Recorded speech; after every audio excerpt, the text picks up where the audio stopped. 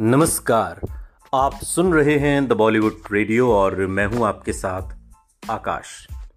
दोस्तों, आज के इस पॉडकास्ट में बात राजेश खन्ना की।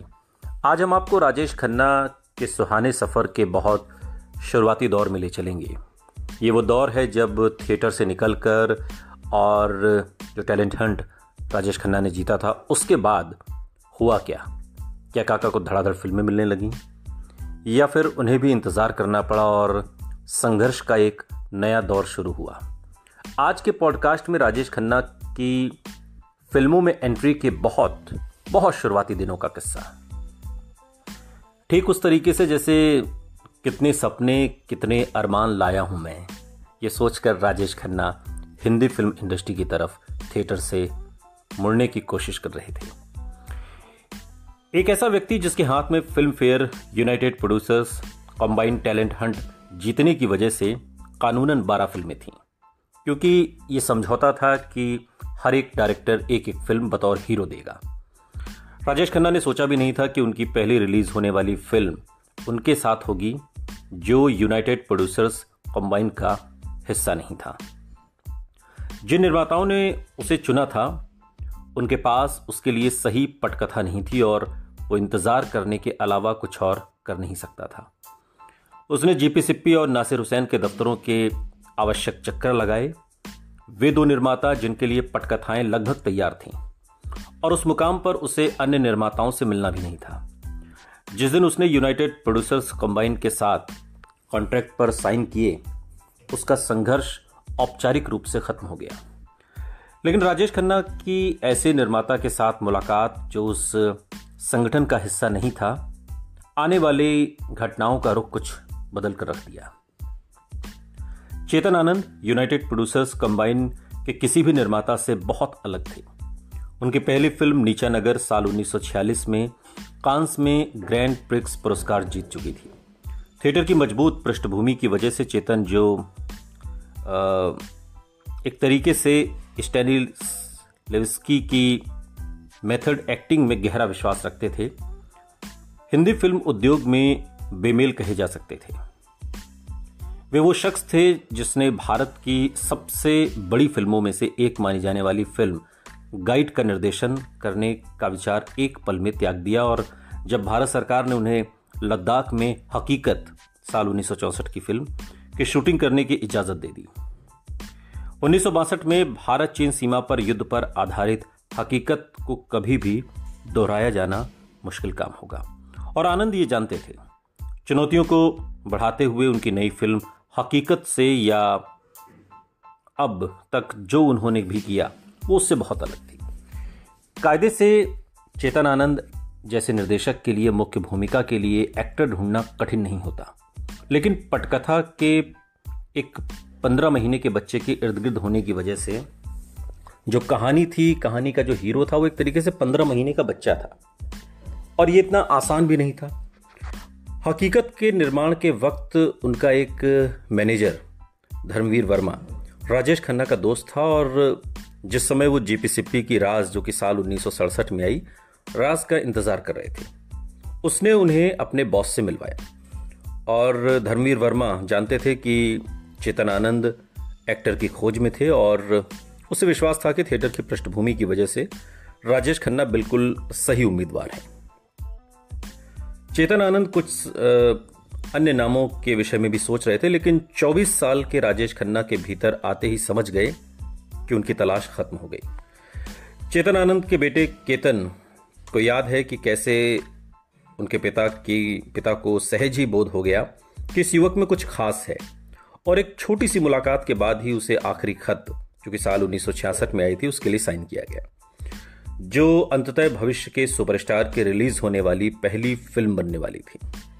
आखिरी खत की कहानी शहर से एक संग तराश गोविंद यानी कि राजेश खन्ना छुट्टियों में गांव की एक लड़की लाजो यानी कि इंद्राणी मुखर्जी से प्यार करने लगता है, और शहर वापस जाने पर उसे छोड़ जाता है। पहले बनी कुछ फिल्मों से ज्यादा भिन्न नहीं थी, लेकिन चेतन आनंद की पटकथा और कहानी ने आखिरी खत को सबसे अलग कर दिया। फिल्म का एक महत्वपूर्ण हिस्सा उस जोड़े के छोटे से बेटे लाजो की मृत्यु के बाद अकेले बॉम्बे में भटकने के आसपास घूमता रहता है। एक छोटा सा बच्चा 15 महीने का जो खो जाता है। राजेश खन्ना ने एक परेशान पिता की भूमिका बड़ी ही नफासत से निभाई है और अपने जो अभिनय है, उनका जो एक्टिंग है, उसको भी सूक्ष्म स्तर पर रखा। एक ऐसी फिल्म जिसके एक बड़े हिस्से में वो एक बच्चे के मुकाबले गौण भूमिका निभाते हैं। राजेश खन्ना कहीं भी गैर जरूरी नजर नहीं आते। पटकथा उन्हें खास जगह नहीं देती और उन्हें केवल कथानक में अहम जगहों पर प्रतिक्रिया दिखाने तक सीमित रखती है। लेकिन राजेश खन्ना कहीं भी चूकते नहीं। कई सीन्स में राजेश खन्ना नेपथ्य में इंद्राणी मुखर्जी की आवाज पर ही अभिनय करते हैं। नायक को लिखी गई उनकी चिट्ठियों को पढ़ते हुए और वो सीन जिसमें शीर्षक का आखिरी खत पढ़ा जाता है लगभग 2 मिनट से भी ज्यादा चलता है, लेकिन राजेश खन्ना पूरे अभिनय में सही सुर को पकड़ लेते हैं। चेतन आनंद का अपने अभिनेताओं के साथ काम करने का ढंग अनोखा था। फिल्म निर्माता बनने से पहले दून स्कूल में वो अध्यापक रह चुके थे और चेतन आनंद चौथे दशक में इप्टा के साथ गहरे जुड़े हुए थे। वो पटकथा पढ़ने के लिए हुई बैठकों में अक्सर शिक्षक और अपने भीतर के थिएटर के एक्टर को जोड़ लेते और अपने अभिनेताओं को अभिनय करने या करते समय कुछ खास करने के लिए प्रेरित करते। शूटिंग से पहले और दौरान भी अभ्यास करने में दृढ़ विश्वास रखने वाले चेतन आनंद ने राजेश खन्ना को आखिरी खत के क्लाइमैक्स के लिए कॉन्स्टेंटिन के जो था मेथड स्कूल ऑफ एक्टिंग, उसकी बारीकियों को सीख लेने के लिए प्रेरित भी किया। क्लाइमैक्स में जो होता है वो है कई भावों के माध्यम से हीरो का कैथारिसिस, जो आश्चर्य से खुशी, हैरानी से हक्का बक्का होना और उसके बाद बेहद पीड़ा से शुद्ध आनंद दिखाते और बहने वाले आंसुओं तक के कई भावों को दर्शाता है। किसी भी एक्टर की कल्पना से ज्यादा कठिन था ये क्लाइमैक्स। अगर आपने फिल्म आखिरी खत देखी हो और आप इसके क्लाइमैक्स को देखेंगे तो आप देखेंगे कि राजेश खन्ना की एक्टिंग पहली फिल्म थी और एक्टिंग का क्या लेवल था, किस तरीके से चेहरे के उनके भाव थे, क्योंकि यही जज्बा, यही सब चीजें जो राजेश खन्ना ने क्लाइमैक्स में आखिरी खत में दिखाई, ये दरअसल मूक फिल्मों के दौर में हुआ करता था। और लेकिन बोलती फिल्मों में राजेश खन्ना की एक्टिंग और सब कुछ स्टॉप होते हुए भी गजब का था। राजेश खन्ना चूंकि नए जरूर थे, लेकिन उन्होंने चेतन आनंद को विश्वास दिला दिया था कि वो थोड़ी सी मदद से सफलतापूर्वक काम करने में सक्षम थे। चेतन ने 3 दिन तक आधी आधी रात को फोन पर बातें करके राजेश खन्ना को जगाए रखा। कभी कभी वो अपने सहायकों से उन्हें जगाए रखने को कहते। चेतन आनंद जो अपने पिता के आखिरी खत की शूटिंग के समय कॉलेज में थे, वो याद करते हुए बताते हैं कि कैसे निर्माण में काम करने वालों को हिदायत दी थी कि राजेश खन्ना को एक हद से आगे मतलब एक हद से आगे कुछ खाने को न दिया जाए और न ही किसी से मिलने दिया जाए। मुझे अपने पिता को कर्मचारियों से यह कहना याद है कि उसे खाने मत दो, बाहर मत जाने दो, चेतन आनंद याद करते हुए बताते हैं।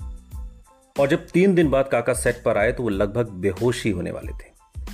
केतन का कहना है कि आखिरी हिस्सा शूट करते समय उनके पिता ने राजेश खन्ना से बात की और काका ने जवाब में सिर्फ प्रतिक्रिया दिखाई और उसका नतीजा है कि बहुत बढ़िया अभिनय जो सादा और संयम था, ओवर द टॉप, जो बढ़ा चढ़ाकर दिखाने वाली अति नाटकीय फिल्मों के बिल्कुल विपरीत। यानी कि उन्होंने राजेश खन्ना को जानबूझकर भूखा रखा, जानबूझकर सोने नहीं दिया, थकाया, कि जब वो जो क्लाइमैक्स शूट होना है जिसमें उनके चेहरे के बिल्कुल जो भाव हों बिल्कुल नेचुरल लगे, ये दिखाने के लिए उन्होंने राजेश खन्ना को, तो राजेश खन्ना तो की तो पहली फिल्म थी और थिएटर से चूंकि आए थे, लेकिन चेतन आनंद ने जो एक्टिंग करवाने का जो मादा था, जो उनकी तरकीब थी, वो एक तरीके से बहुत कारगर थी। और राजेश खन्ना की पुरस्कार अदाकारी के अलावा फिल्म में एक और विशेषता थी, खयाम की बहुत लयमयी स्वर लहरी कैफी आजमी की कलम से निकली और मोहम्मद रफ़ी द्वारा गाई हुई, जो राजेश खन्ना की संगीत परंपरा के बीज डालने वाली थी।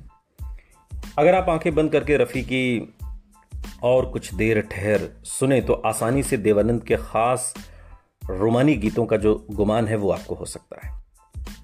अनजाने में ये गीत बहुत कुछ कर गया। हिंदी सिनेमा में पहली बार हीरो एक गीत में चाहत को जाहिर करने में बराबर का हिस्सेदार था। और पीछे मुड़कर देखें तो हैरानी नहीं कि राजेश खन्ना ने आगे चलकर अपनी महिला फैंस के दिलों में तबाही ढा दी।